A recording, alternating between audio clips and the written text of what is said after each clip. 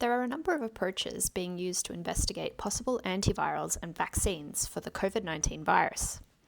These approaches involve looking at the structure and function of viral proteins and of human proteins that may be involved in the virus's cycle of infection and replication. With knowledge of the roles various proteins play in this cycle, drugs can be developed to interfere with the normal progression of the disease. In order to replicate, viruses hijack parts of the cellular machinery of their hosts. One example of this is viruses taking over a host's transcriptional tools in order to produce their own proteins. In a collaborative project between the University of Sydney and the Crick Institute in London, researchers are working to develop antivirals targeting human bromoextradomain proteins, or BET proteins. It has been shown that a viral protein from SARS-CoV-2 interacts with human BET proteins. Disrupting this interaction with inhibitors could be an avenue for developing antivirals. Karishma Patel from the Mackay Group at the University of Sydney has used MX2 to determine the structures of several cyclic peptides in complex with these BET protein targets, with the goal of finding a peptide that binds to its target with high affinity and specificity and disrupts the virus's interactions with the human protein. Researchers from Monash University have been investigating a viral protein called non-structural protein 9, or NSP9, shown to be essential to viral replication. This makes it a good drug target, as disrupting viral replication will stop the virus from spreading inside and between hosts. Dean Littler and his colleagues have identified a possible peptide binding site in NSP9 and have already published structures of NSP9 alone and bound to a peptide. The now famous image of the COVID-19 virus is a sphere covered in spiky decorations. These are proteins creatively called spike proteins, and they are involved in the virus's ability to enter host cells. A number of researchers have been using MX2 to investigate these spike proteins and the human proteins they may interact with. Ruby Law from Monash is looking at a human protein called plasmin, which cleaves the viral spike protein, enhancing the binding of the virus to the host cell.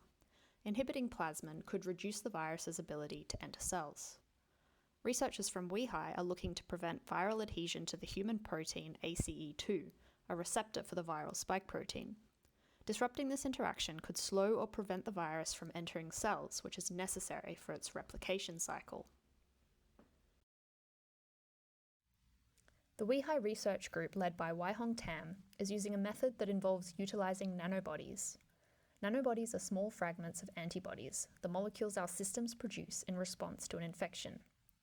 By immunizing alpacas with the spike protein from COVID-19, researchers at WEHI have been able to isolate nanobodies, which they are screening for any ability to inhibit the interaction of the spike protein with human ACE2. Philip Pym and Melanie Dietrich are using MX2 to determine the structure of these inhibitory nanobodies in complex with a key region of the spike protein, in order to understand the structural mechanisms of inhibition. These structures will provide invaluable information that will allow further development of antibody therapies against COVID-19. Understanding how COVID-19 is interacting with our immune systems is important for developing a vaccine.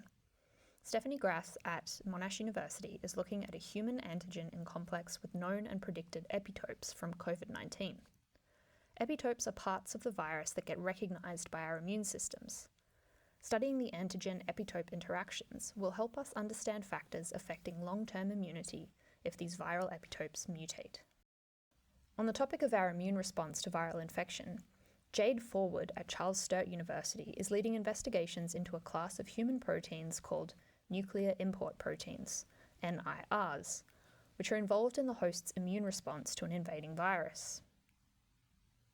A protein from SARS-MERS, closely related to COVID-19, has been shown to hijack these proteins, stopping their function and preventing the normal immune response from kicking in. Understanding how the viruses block this immune response will help develop therapeutics that circumvent this.